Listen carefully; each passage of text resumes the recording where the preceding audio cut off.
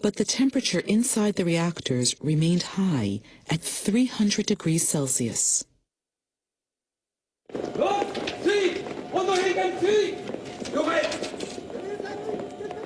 Workers in the main control room had to quickly cool down the reactors.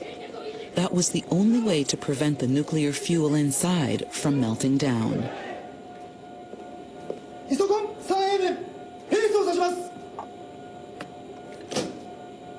Rapid cooling could damage the reactors, so the operators turned the cooling system on and off at intervals.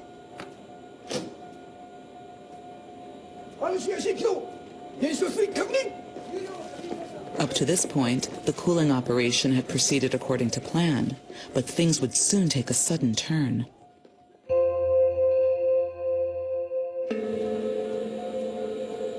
"51 minutes after the quake.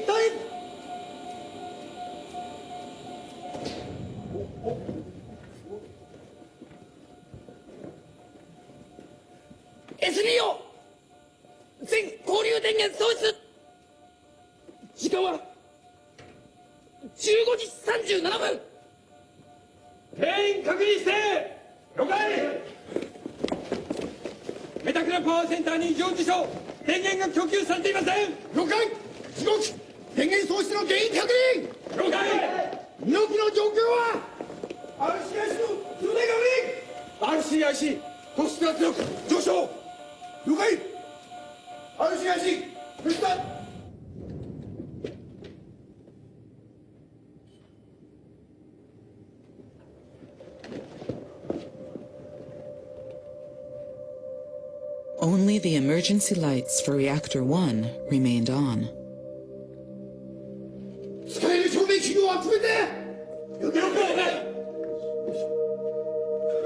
Just then, a worker from another building rushed in.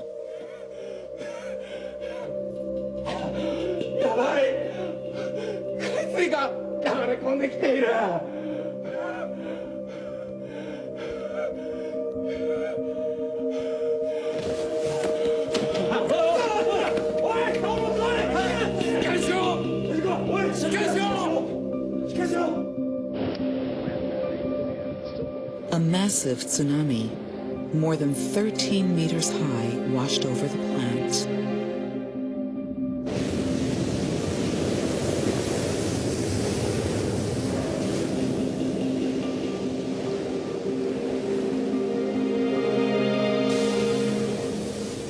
The waves submerged a power panel at Reactor 1, cutting off electricity from the emergency diesel generator. Water also poured into the basement. Seawater flooded the emergency batteries. Now every source of power was lost.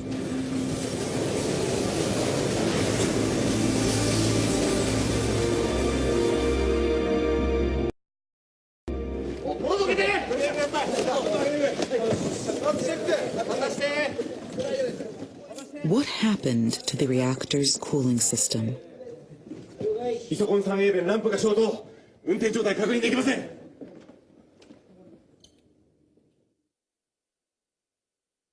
Reactor 1 is equipped with 2 isolation condensers for emergency cooling.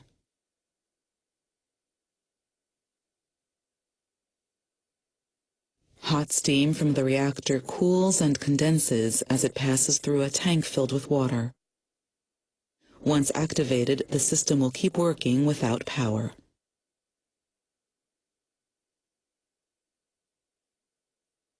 But workers had been operating the machinery at intervals. The system happened to be idle when all power was lost. From that point on, the reactor quickly headed into meltdown. When the tsunami hit, water filled the reactor to a depth of 4.4 meters above the nuclear fuel rods, or top of active fuel.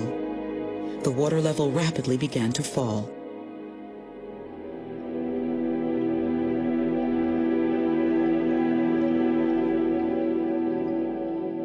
In the confusion, The operators in the main control room did not realize that the isolation condensers had been turned off just before the blackout.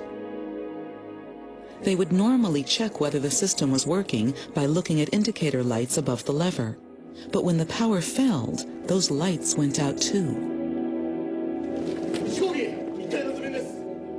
Was the emergency cooling system working or not?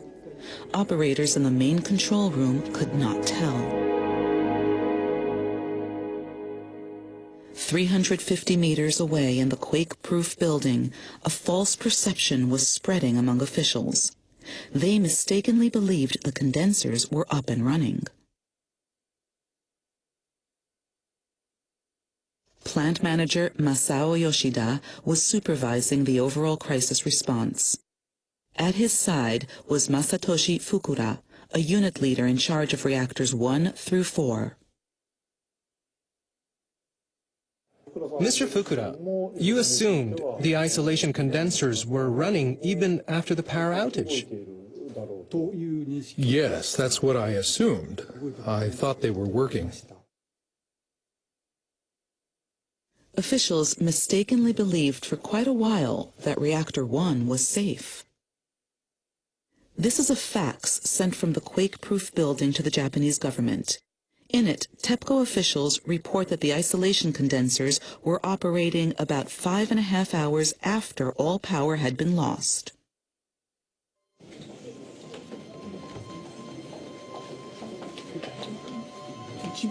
As we explained before, the isolation condensers are up and running at Reactor 1. The water level is reportedly within a safe range. But at 9:50 p.m., as government officials held a news conference, Reactor 1 was already on the verge of melting down.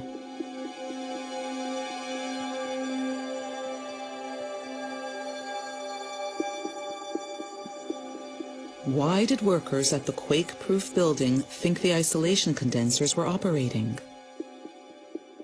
A senior TEPCO official agreed to talk to us for the first time.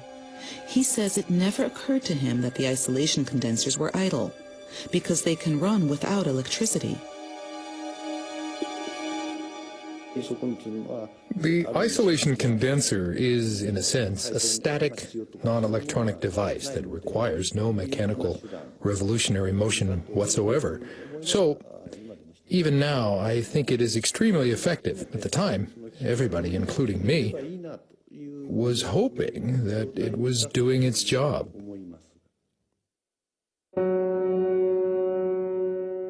TEPCO officials were unable to prevent a meltdown in Reactor 1.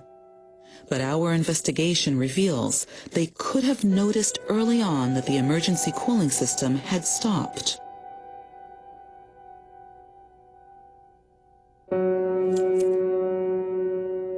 At 4:41 p.m., 1 hour into the blackout, the batteries temporarily recovered. Gauges showing water levels inside the reactors came back on. 1号機水位見えました。タフプラス2500。時間は16時41分。了解。水位は低下傾向か。スクラム直後に比べて下がっています。イソコンは動いているのか止まっているのか分かりません。The water level was 2.5 meters above top of active fuel. It had dropped nearly 2 meters in just 1 hour. The rapid drop prompted operators in the main control room to suspect the isolation condensers were not working.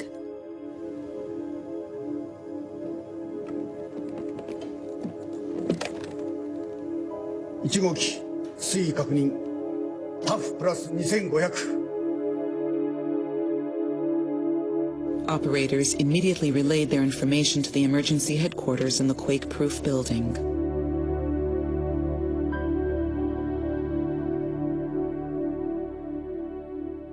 In one corner, workers began calculating what would happen to the reactor if things continued at the current rate. This is known as a progression prediction.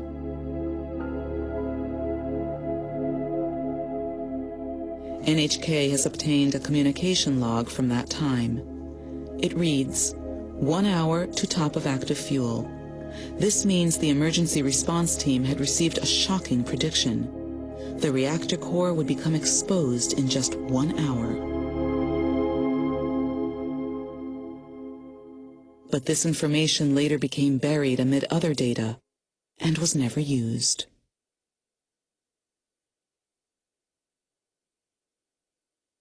Multiple reactors were now in crisis. Plant manager Yoshida received more and more data.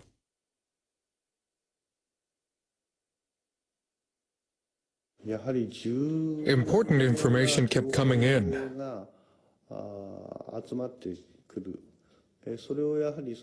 We wanted to make sure the plant manager, the commander, got every bit. Members of each team had to wait for their turn to report to him. That was the situation we were in. When multiple accidents on such a major scale occur at once, it's extremely difficult to share information with everyone concerned. At 4:44 p.m., workers had another opportunity to notice that the isolation condensers were not working. そこの稼働状況？豚の鼻から蒸気が出てる？了解。免震塔から連絡。発電班が豚の鼻から蒸気発生を確認したそうだ。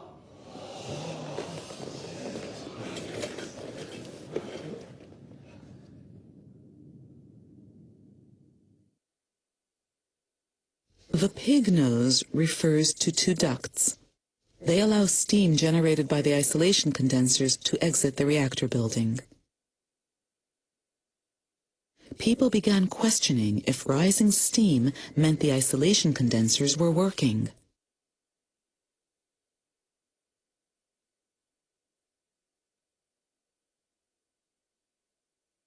A TEPCO employee dispatched from the quake-proof building confirmed the presence of steam. Officials there continued to believe that the emergency cooling system was working. We got reports saying steam was rising from the reactor building and that the isolation condensers were on. That's why I assumed they were running. I thought if they stopped, I would probably be informed. That's the kind of assumption that was going through my head. Workers at the site testified that the steam they saw at the time was faint.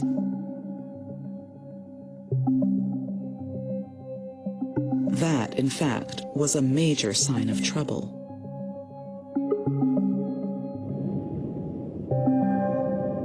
What does steam discharged by a working isolation condenser look like?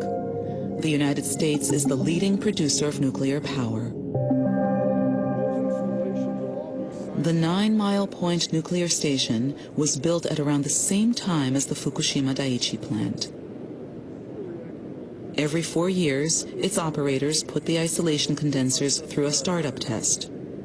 They say every worker knows what happens when the emergency cooling device is turned on. When the emergency condensers are initiated, it takes whatever energy is in the reactor and just boils water. These photos were taken 3 years ago during a startup test. Instead of being faint, a thick cloud of steam engulfs the whole building. There's a ton of steam, and it sounds loud. Right? It's a big rush. So it'll scare you. It'll knock your socks off if you're not prepared for it. U.S. operators say faint steam emerges 2 to 3 hours after the isolation condensers are turned off.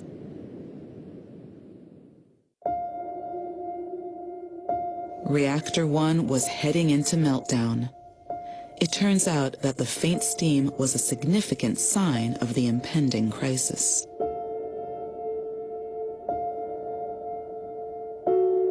Why didn't TEPCO officials realize it?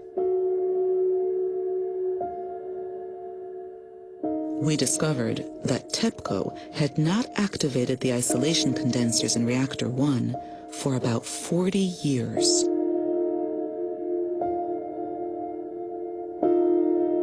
None of the operations staff had ever seen what kind of steam the condensers discharge when they're turned on. I had never seen a working condenser. Any steam discharge was taken as an affirmation that the condensers were active.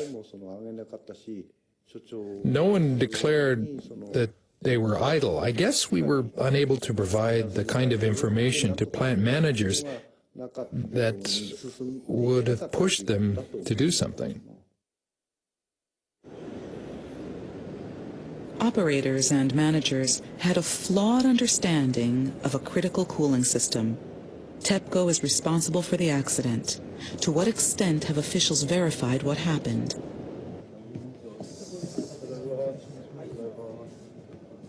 Last September, the company launched an in-house review of its response to the accident.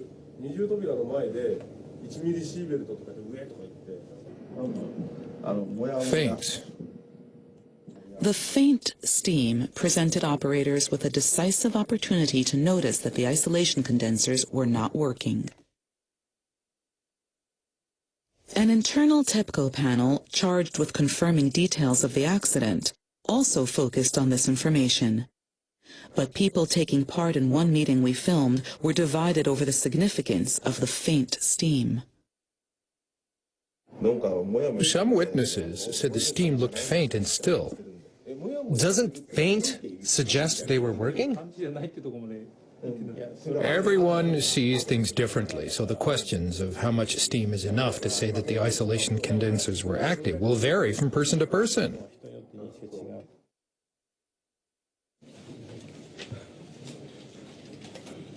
Officials called a meeting to review the findings of the 3-month-long internal investigation. A senior member of the nuclear division concluded that TEPCO workers lacked basic technical skills. We are running a live plant. It's a living creature. We must know what kind of creature it is in order to operate it safely. I suppose in some ways workers lacked focus or lacked the right kinds of operational skills.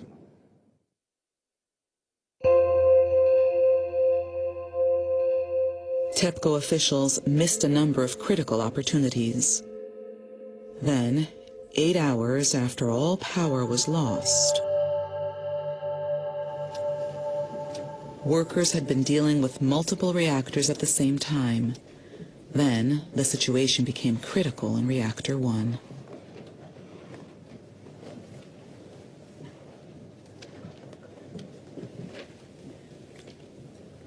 드라이브로 압력 확인! 600 킬로파스칼! 드라이브로 압력 이동 조조! 600 킬로파스칼 です! 드라이브로 압력 이동 조조! 了解!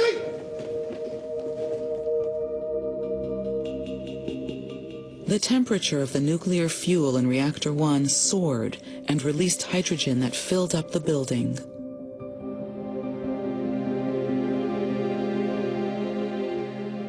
Workers at the scene had been focused on Reactor 2, but the first to melt down was Reactor 1.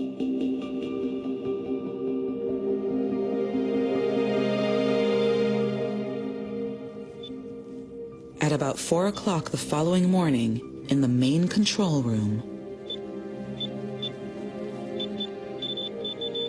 線量が1号機側から上がってる。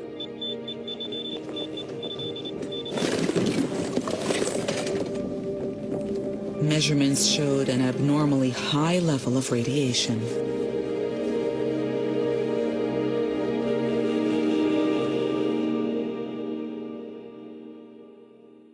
"24 hours after the power went out.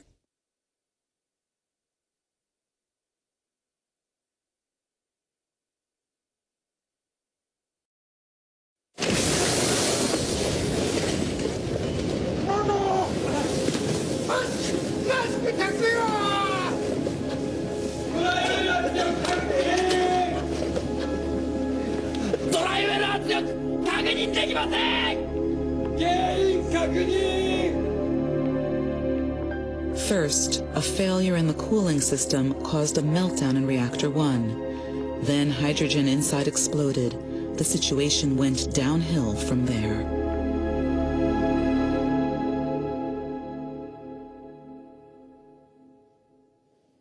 Multiple reactors simultaneously lost power. More aftershocks and tsunami could come. Even if operators had noticed the isolation condensers weren't working, they may not have been able to prevent a meltdown. They did not know how the critical cooling devices would function in a disaster. It was therefore impossible for them to make the right decisions or take appropriate actions.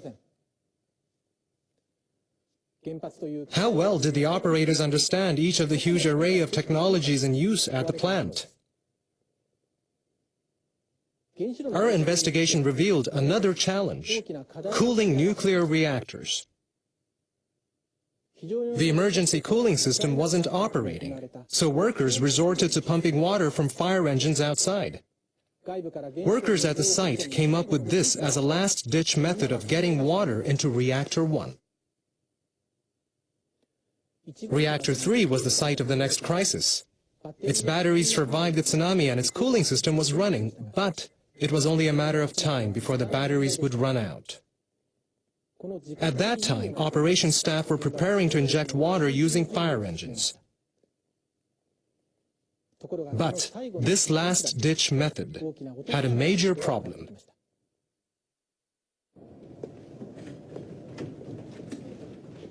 In the main control room for Reactors 3 and 4,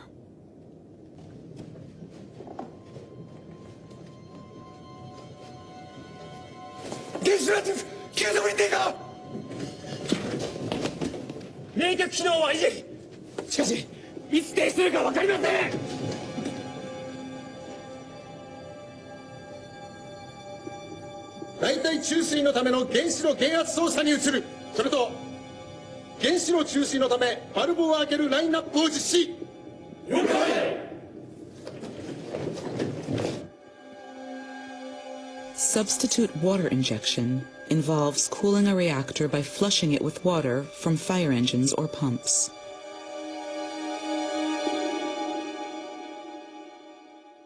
A nuclear reactor is surrounded by a network of pipes.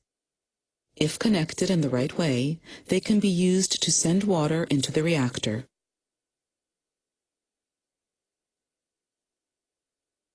To do this, it is necessary to release steam from the reactor to reduce the pressure inside. Water can't flow in if the pressure is too high. But the workers had to inject water right away.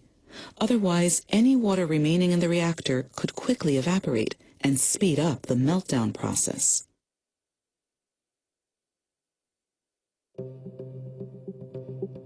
The operators needed to manipulate valves along the convoluted network of pipes to ensure that the water traveled along a single path. That would allow them to quickly fill the reactor with water and prevent a meltdown.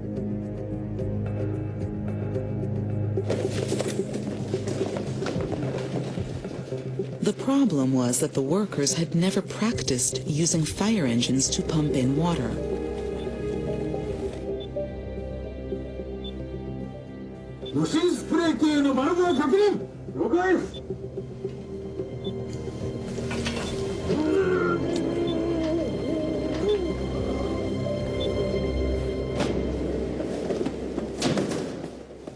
At 9:25 a.m. on March 13th, operators began pumping water from fire engines into the nuclear reactor.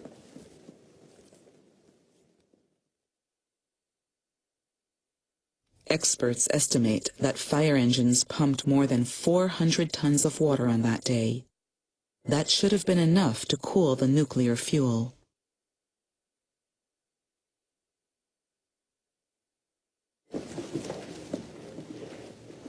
But the following day,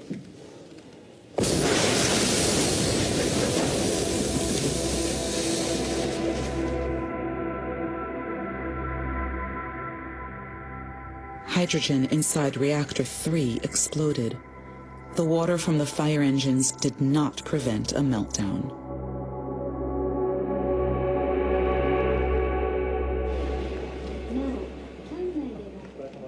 Using fire engines to pump water was a fundamental part of the safety response.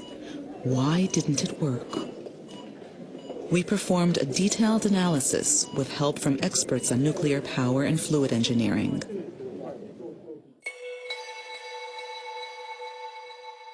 The experts questioned whether there was a problem with the route used to inject water. They homed in on a device called a steam condenser. The steam condensers are outside the injection route.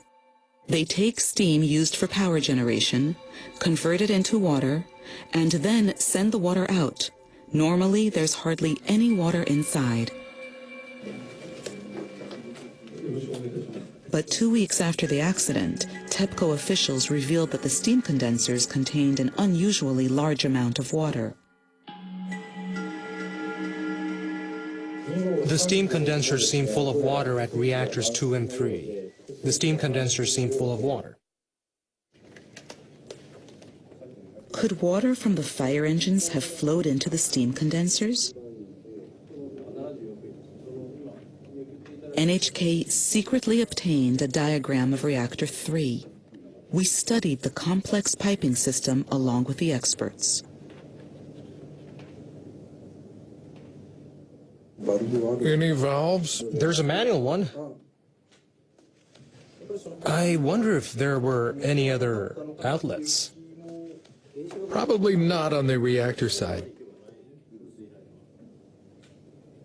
One of the experts had worked on designing nuclear power plants. He located a path. It starts with the line from the fire engine. The single line highlighted in blue is for sending water from fire engines.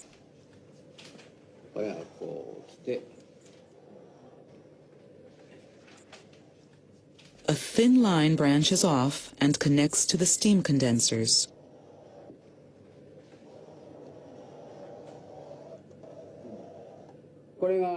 This is the line that leads to the steam condensers.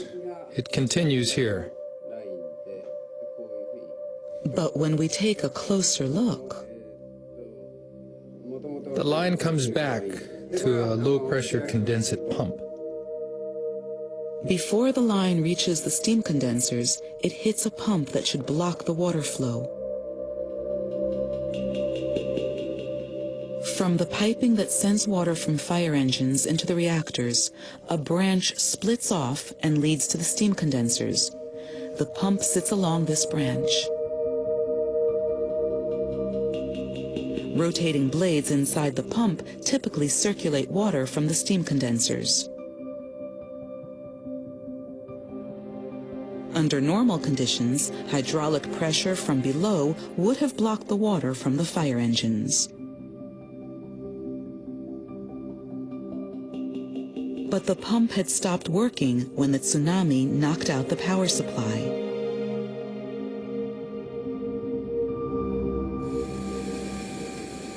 With the experts' help, we simulated the events leading up to the disaster. The blue pipes represent the line from the steam condensers. The red one above shows how water from the fire engines would have flowed. The red-tinted water represents water from the fire engines. Normally, the water should stop at the pump, but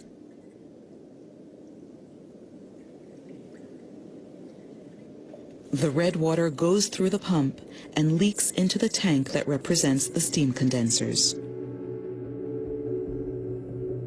The pump at Reactor 3 was not operational. The lack of pressure from below allowed water from the fire engines to pass right through. It then flowed into the condensers, where the hydraulic pressure was lower. The operators had never imagined that the plant would completely lose power. That's why they didn't realize that the water could flow along an alternate route. The pump's failure created a new route. That was a blind spot. No one had thought of this possibility.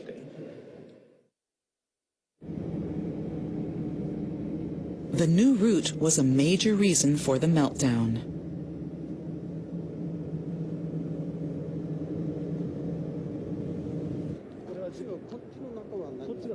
Siet in northern Italy is one of the world's largest experimental facilities. It can test high-pressure systems. Nuclear plant manufacturers worldwide use its laboratories. This device simulates a nuclear reactor. Our experts used it to reenact what happened when fire engines injected water at the Fukushima Daiichi plant.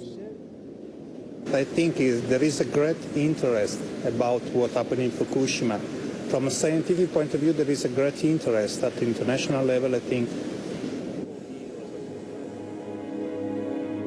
Engineers assembled parts to duplicate the conditions at Reactor 3. They even considered the thickness and length of the pipe into the reactor, as well as differences in height.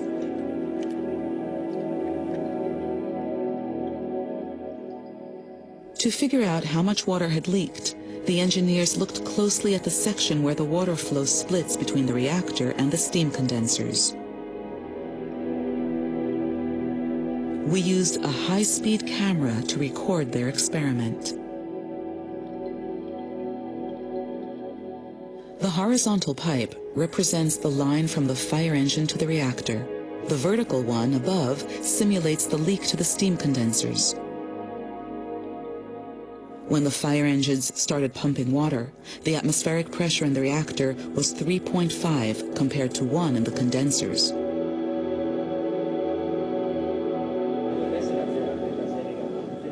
The engineers recreated the pressure levels and observed the water flow. Okay, we can start the acquisition. Then, water begins gushing into the alternate path. The flow is clearly stronger than the flow to the reactor. Low velocity here, but very high speed. Okay. The experts used the results to calculate how much water had flowed. Their calculations show that just 45% of the water from the fire engines reached Reactor 3, but 55% leaked into the steam condensers. If we need to inject water into the reactor pressure vessel, we need to avoid any leakage in the line. This is an important topic and must be duly investigated. The finding is stunning. 55% of the water pumped from the fire engines leaked.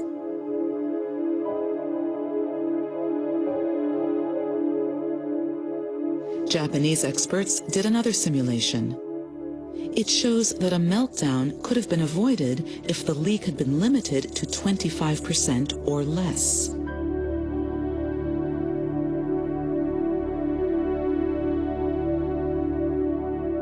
If the water pumped in by the fire engines had made it to the reactor from the start of the injection process, a meltdown in Reactor 3 might have been avoided.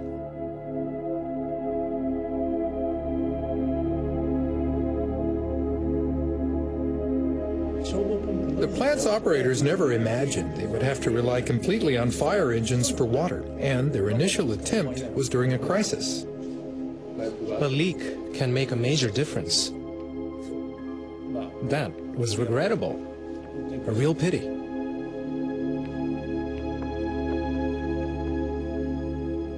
Injecting water from fire engines into the reactor failed to prevent a meltdown. The reason was a pump connected to the steam condensers. This pump is like the ones at Fukushima Daiichi.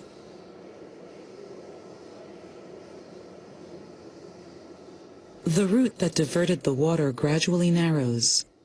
At the very end, the diameter is barely 3 centimeters. The slender pipe defeated a last-ditch attempt to stop a meltdown. TEPCO officials were aware at the time that their efforts weren't going well.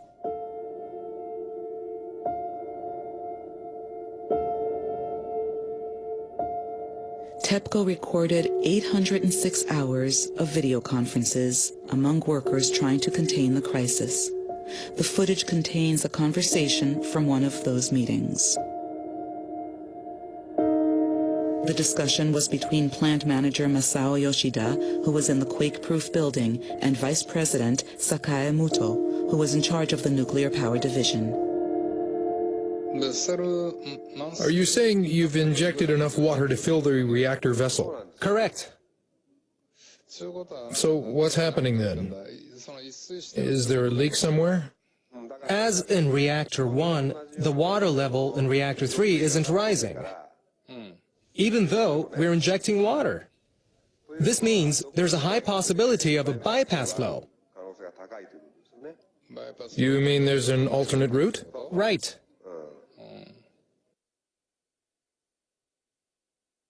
Lawmakers and government authorities commissioned their own investigations into the Fukushima nuclear accident. But none of their reports mentioned the fact that water from the fire engines had leaked.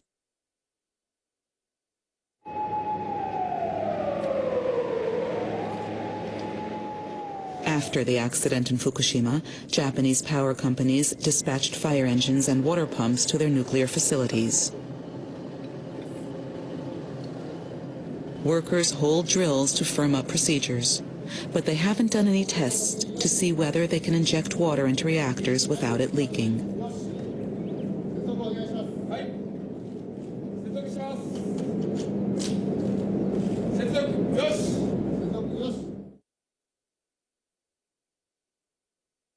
The Nuclear Regulation Authority is Japan's nuclear safety watchdog.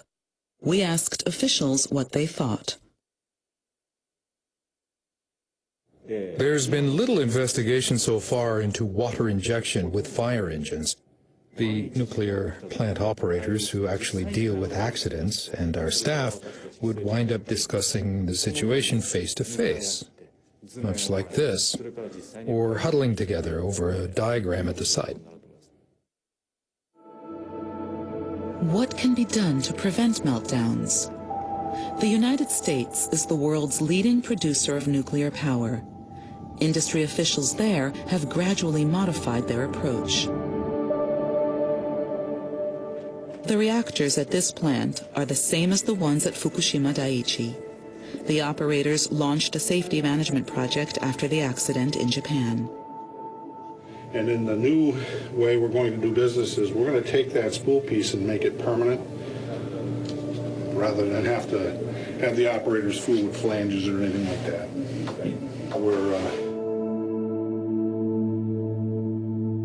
Officials plan to install designated pipes so workers can pump water from a location near the reactor.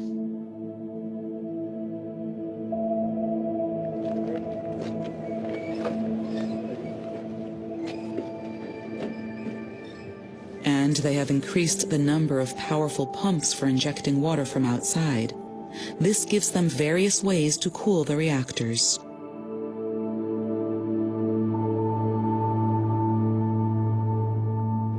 After Fukushima, we realized that we needed to have a different capability, not just to be able to hook up from inside the plant, but to be able to hook up from outside the plant and to have more locations. So part of the designs that we're putting in place now will give us that flexibility to be able to inject water even if we can't get into the building. 2 years after the accident in Fukushima, oversights in the reactor cooling system have finally come to light. The question is, how can we all make the best use of this information?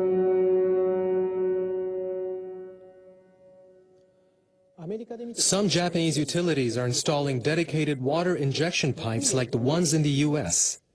Installation is complete at the Tokai Daini plant. Its reactors are the same as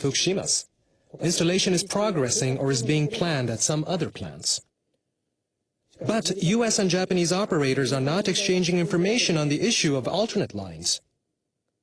The steps being taken do not fully reflect the findings about the March 2011 accident. Post-disaster safety measures included dispatching fire engines and water pumps to nuclear plants. Government authorities and power company officials then declared that there would never be another accident like Fukushima. But officials have not fully probed the issues, including water injection with fire engines. 2 years have passed. Even as we continue with our investigation, we have the sense that it's getting harder to get to the bottom of the disaster. As time goes by, memories of the people involved begin to fade, and the public gradually loses interest. There are constraints. High radiation levels make it impossible to conduct a thorough investigation. Still, there is much we can do. Our experiments and analysis are examples. Such simulations can't perfectly recreate the accident, but they can reveal weaknesses in safety measures and show where more attention is needed. We've touched on many issues in this program, issues no one was aware of before the accident. No nuclear plant is completely safe. The accident in Fukushima should prompt every person involved in nuclear power to work tirelessly for better safety. There must be no more Fukushimas.